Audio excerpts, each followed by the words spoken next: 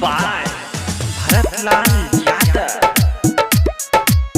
शादी के जेमे ससुरबा दुनिया देबौ छोड़ी के। Presented by PKG official. काल्हे ले लिह तू तो पे पड़ छोड़ी, हमरा मौत के पड़ी है खबर छोड़ी, हमरा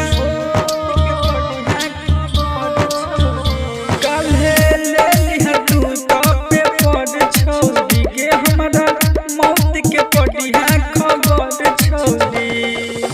तू देला हमरा जे छोड़ी के, शादी के जेमे ससुरबा हम दुनिया देबौ छोड़ी के। शादी के जेमे ससुरबा हम दुनिया देबौ छोड़ी के।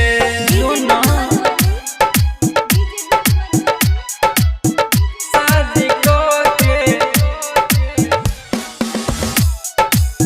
शादी के जेमे ससुरबा हम दुनिया देबौ छोड़ी के।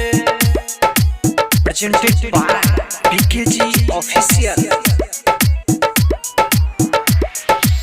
हमारा से छोड़ तू गेला सुन जीत गे, हमारे नाम से रहने पड़तीत गे, हमारे नाम से रहने पड़तीत गे। हमारा से छोड़ तू गेला सुन जीत गे, हमारे नाम से रहने पड़तीत गे। हो गेला सगरो सोड गे, शादी के जेमे ससुरबा हम दुनिया देबौ छोड़ी के। शादी के जेमे ससुरबा हम दुनिया देबौ छोड़ी के।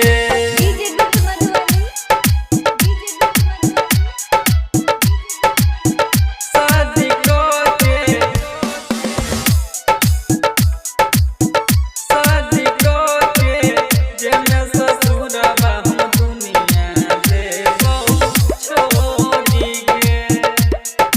Singing by Bharatlal Yadav. कोहडी कुमार सुन संगे गे राजा, मौत के खबर छपतौ गे ताजा, मौत के खबर छपतौ गे ताजा। कोहडी कुमार सुन दिल कस गे राजा, मौत के खबर छपतौ गे ताजा।